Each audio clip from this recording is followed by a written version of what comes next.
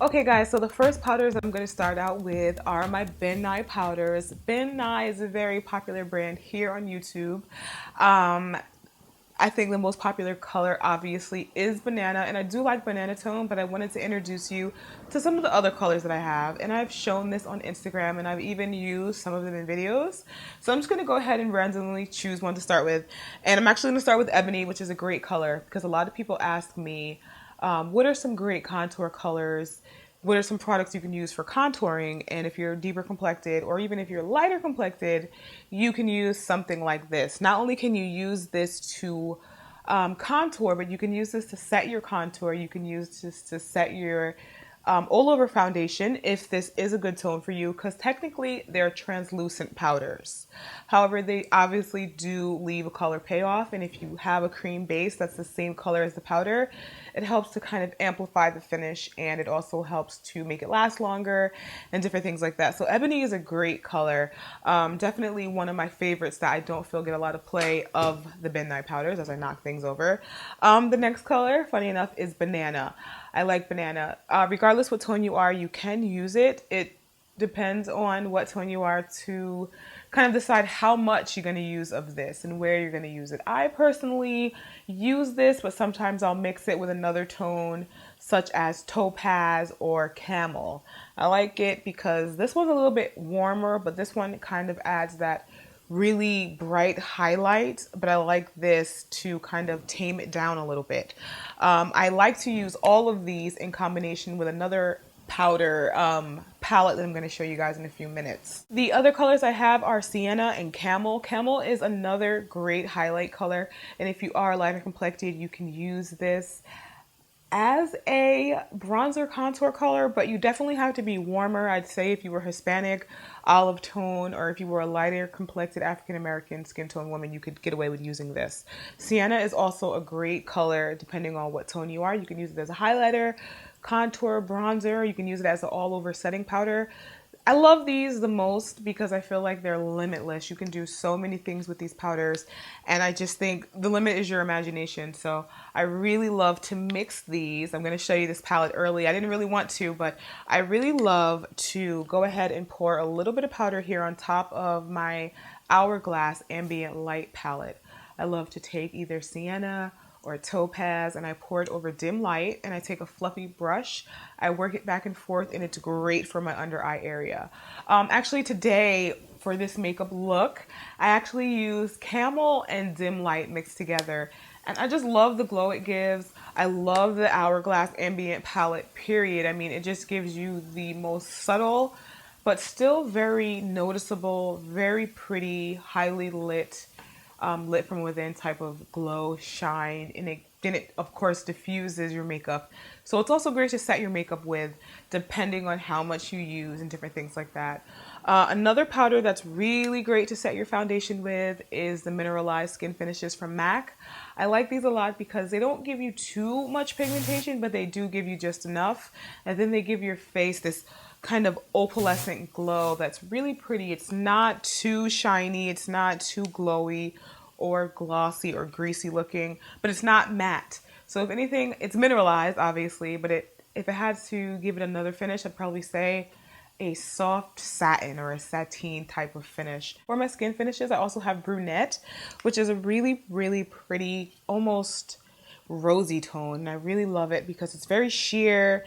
It gives your skin a very nice glow. As you can see here, it's a glow, it's a sheen, it's a mineralized skin finish.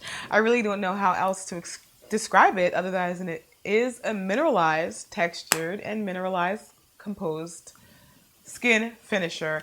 And this is great for over blush, and just I would use it mostly in my cheek areas because it is more of a red tone.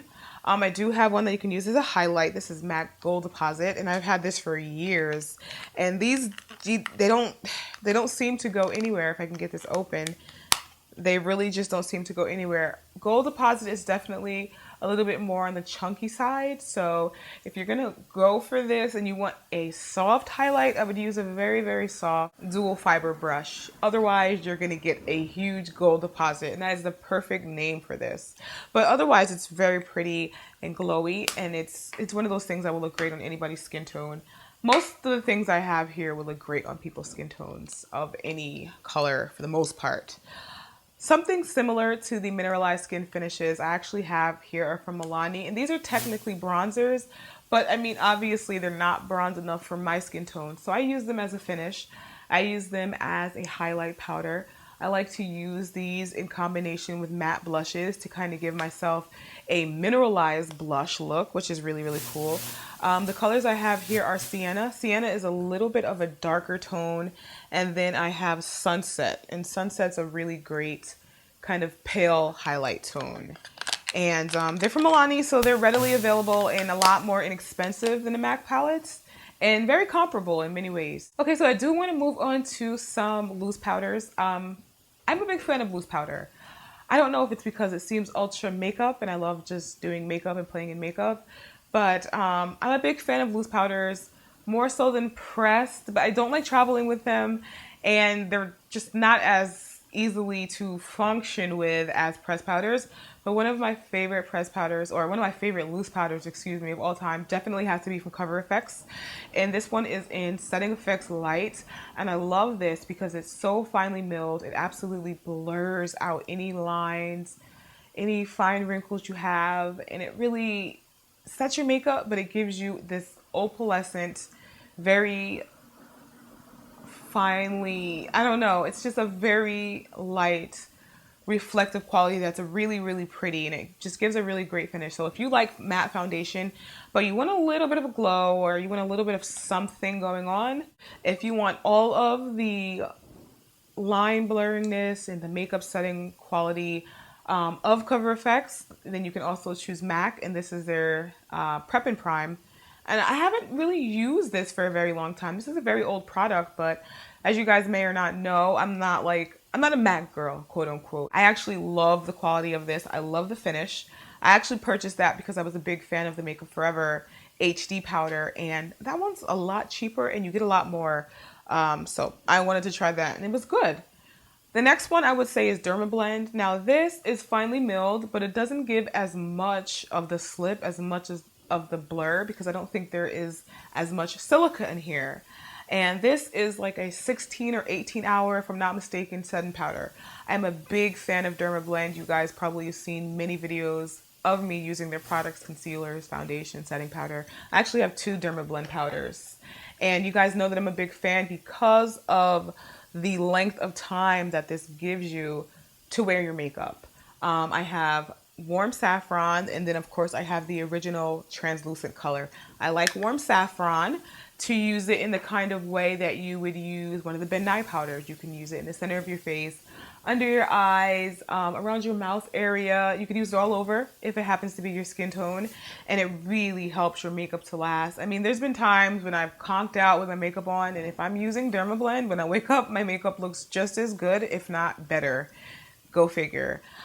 Another more inexpensive setting powder, loose setting powder, is from NYC. I've been, again, using this for years. I think this is one of my first setting powders.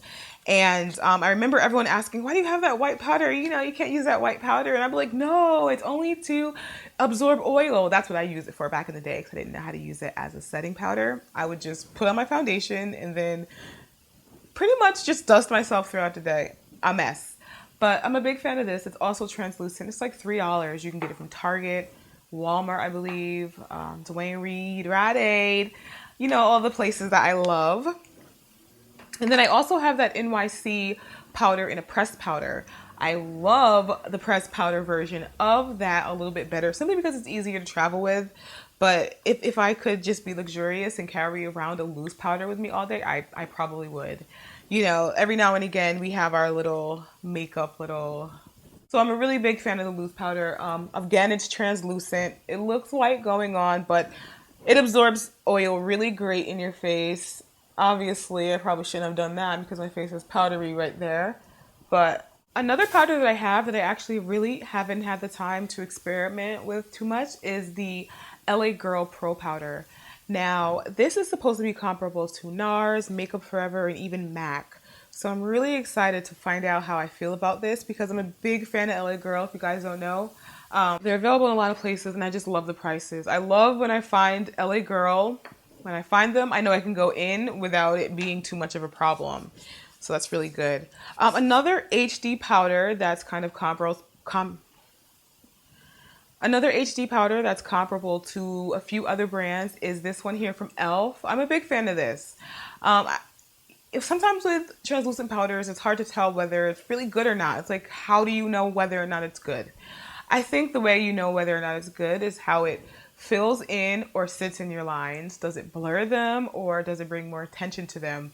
How finely milled is it? This is really finely milled and it doesn't bring any more extra attention to any fine lines or wrinkles, and it doesn't sit in your lines if you blend it out properly. I love the fact that it comes with a sifter and a puff. And it's just a really great option for you if you're looking for a translucent setting powder. I know a lot of women want to get into that because I think ultimately translucent setting powders are the most foolproof, and they just generally end up making your makeup look better. Because I feel like when you set with a color powder, sometimes it oxidizes and it can make your face look heavy. So that's why I choose translucent powders. Another under the eye powder I have is from MAC, and this is their soft yellow under the eye powder. Well, all over, but I use this for under the eye, and sometimes I mix it with a deeper color, and sometimes I mix this with my Hourglass palette, which I love to do because it just yields such beautiful results. That's a good one, kind of like a benign powder, very finely milled and easy to use. Another HD powder I have from a kind of drugstore brand is NYX.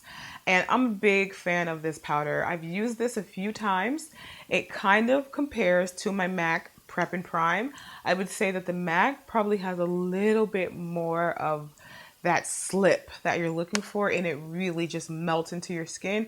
But this, if you're not the type of person to be looking in a 10 times mirror at your face, you're not even going to be able to tell. Honestly, the test is going to come down to how they both photograph, and I'm going to try to update you guys with that information. Lastly, I wanted to introduce you guys to a couple of my LA Girl compacts. The colors I use mostly are Dark Cocoa and Shade 240, and I use Shade 240 to set my T-zone if I'm using a highlighter, and Dark Cocoa I use for around the outsides of my face, kind of as a bronzer contour kind of duo. I think once again, they're really inexpensive. They're great powders to have, and they're available in most places, so they're kind of easy to find. And I love when makeup products are easy to find. Speaking of easy to find, I have these two powders here. These are from CoverGirl, and these are all up in Target, Walmart, Rite Aid. They have been for years. I'm pretty sure we've all walked past these at some point. Like, what is that? What is that? Are drugstores like making powders now? Like, legit, what is that? They are kind of similar to the benign type of powders, facial powders, setting powders. I have two separate ones. One I have is more of a skin tone, and this is actually called Translucent Sable. And I use this lightly all over my face. I like it because it has a very, very light reflective quality to it, and it just helps to set your foundation if you just want to add a tiny bit more color. Say for instance you're using a BB cream and then you want to use a little bit of that powder and then a spray set. I kind of like to do that kind of combo. And then the next one I have is called Pure Romance, and I like this because it's a very pale pink, very silky, satiny color, and I like to use this with blushes and different things like that. If you are a lighter complected person, you can definitely use this all over your cheek area and give yourself just a really soft, beautiful, soft pink glow. If you're deeper complected, you can use this as well, but I would use a darker matte pink underneath and use this as a blush highlight to kind of give that 3D cheek effect. They're really pretty, they're inexpensive, they've been available everywhere for years. I will have links in the bottom bar so you guys can check all these out.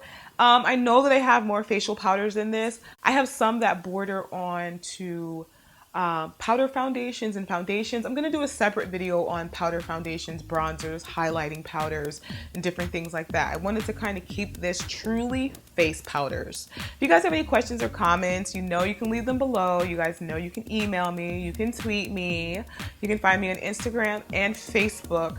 Please give this video a thumbs up. I really want to see if I can get this video to like 5,000 likes. That would be awesome and would really help me out.